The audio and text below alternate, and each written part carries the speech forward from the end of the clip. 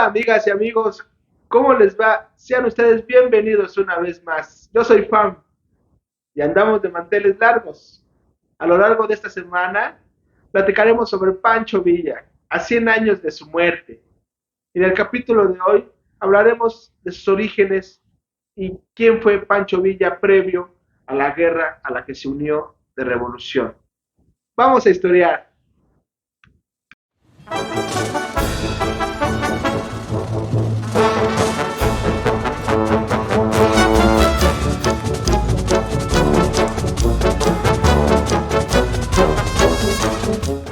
Iniciamos hablando del nombre de este peculiar caudillo revolucionario. Pancho Villa, o conocido como Francisco Villa, simplemente General Villa, su verdadero nombre es José Doroteo Arango Aramburu. Pancho Villa nació un 5 de junio de 1878 en un lugar llamado La Coyotada, municipio de San Juan del Río, en el estado de Durango, México.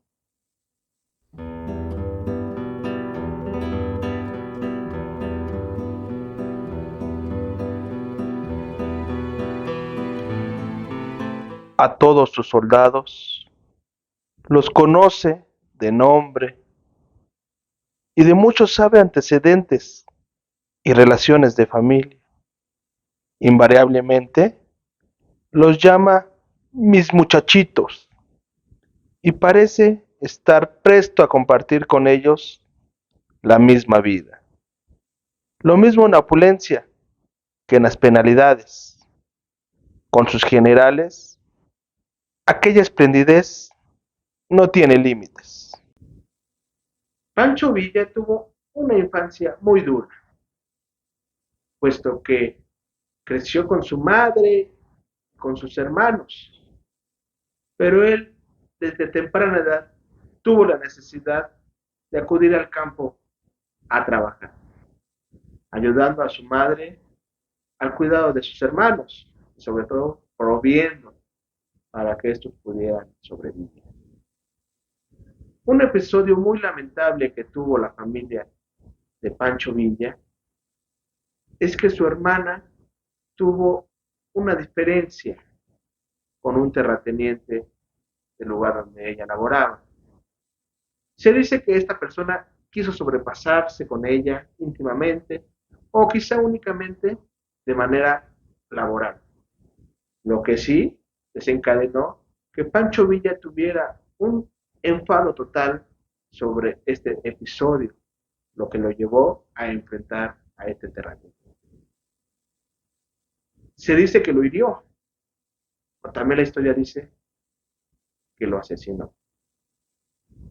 Esto causó que Villa, al tener muy poca edad en la adolescencia, se refugiara en las montañas, lugar en el que permanecería prácticamente toda su juventud, desde ese episodio y hasta que se incorporó a la Revolución Mexicana. En este lapso se juntó con ladrones de la época, llamados bandoleros, siendo por ello que a Villa se le conoce como un bandolero, un cuatrero, ya que el modo de vida de estos sujetos a los cuales Villa acompañaba era el de saquear, robar o simplemente acudir a las tierras cercanas de Durango y del estado de Chihuahua y ver a qué gran terrateniente le podían tomar algo. Es por ello que también a Pancho Villa se le conoce como una especie de Robin Hood mexicano, dado que se tiene la idea o creencia que Pancho Villa robaba para dárselo a los que menos tenían.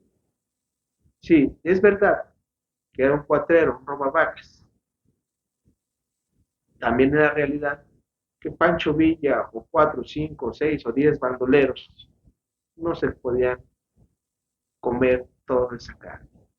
Entonces, dice nuestra historia que Pancho Villa, al lado de estos sujetos, desempeñaban un papel de robarle a los ricos para poder proveerle a los pobres.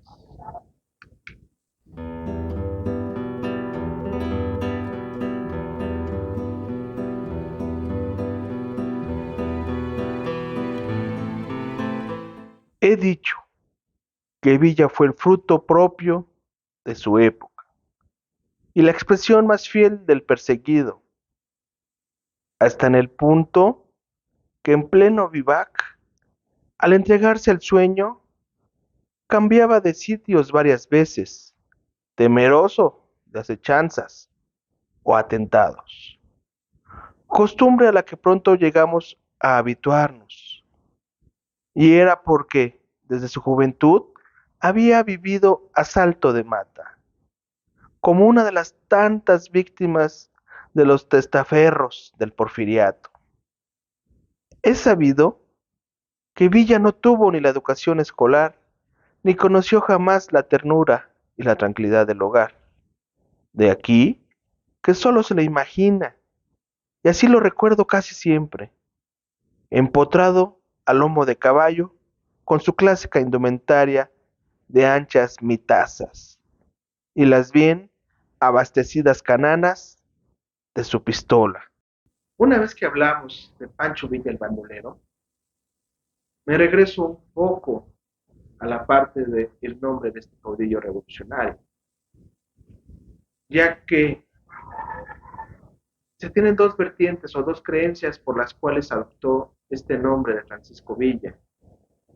Una es que al morir el jefe de este grupo de bandoleros al cual él pertenecía, este llevaba por nombre el de Francisco Villa, por lo cual Villa, al ser buscado en varios estados, como Durango, como Chihuahua, quizá también Coahuila, decidió cambiar su nombre para cubrir la identidad de aquel chiquillo que quizá asesinó y que a cierta edad ya había robado, ya había ultrajado.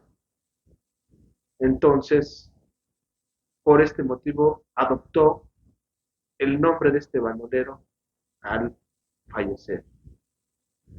La otra vertiente es que, por parte de su padre, su abuelo llevaba el apellido Villa, solo que la situación es que el abuelo nunca otorgó el apellido a su padre de Francisco Villa, lo que lleva a pensar que Pancho Villa retoma este apellido en honor a su abuelo paterno, que sí no fue reconocido su padre, pero Villa, por ese amor a su familia, quizá retomó este apellido.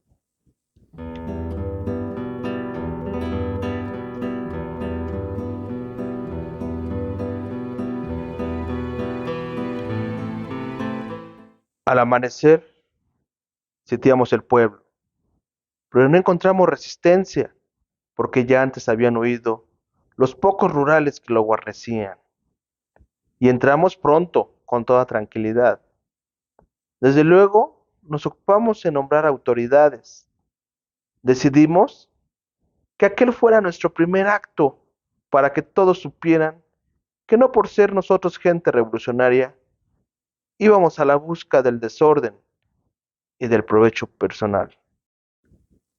Algunas particularidades sobre Francisco Villa es que este era abstemio, es decir, no tomaba una gota de alcohol, y en sus momentos con la división del norte se dice que en ocasiones les quitaba o les tiraba el alcohol a toda la brigada de la división del norte, con la intención de que estos no se alcoholizaran y pudieran tener grandes batallas.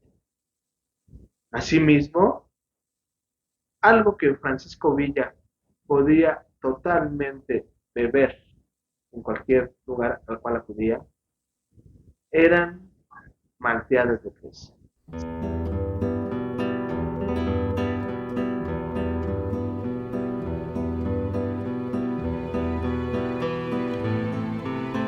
En la hacienda, además de la escuela, había una capilla.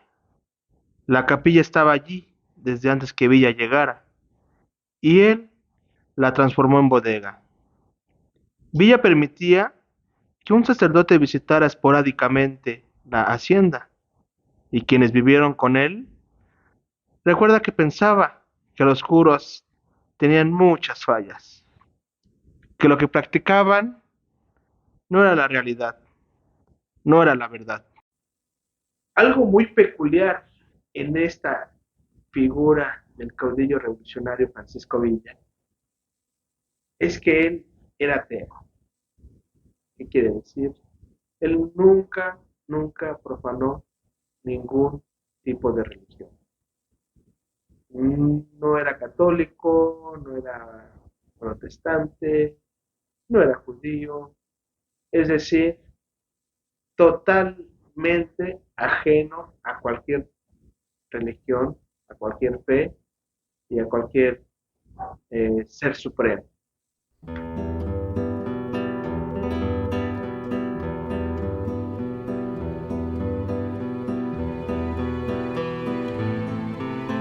Villa poseía una angustiosa conciencia de la justicia social. Trataba de ayudar a los pobres y eso, dicen, era una de las cosas que lo protegió para que le ayudara al pueblo, porque a todo el que era de clase humilde, a todos nos ayudaba cuando había forma de ayudarnos. Según el brigadier Ernesto Ríos, jefe de los famosos Dorados. También algo muy curioso, Francisco Villa era un gran jinete. Se caracterizaba en sobresalir sobre cualquier otro compañero de la división. Pero, ¿qué creen? Su afamado caballo, el 7 leguas, realmente era una yegua. Por lo cual, Francisco Villa tuvo grandes batallas acompañado de su gran yegua, 7 leguas.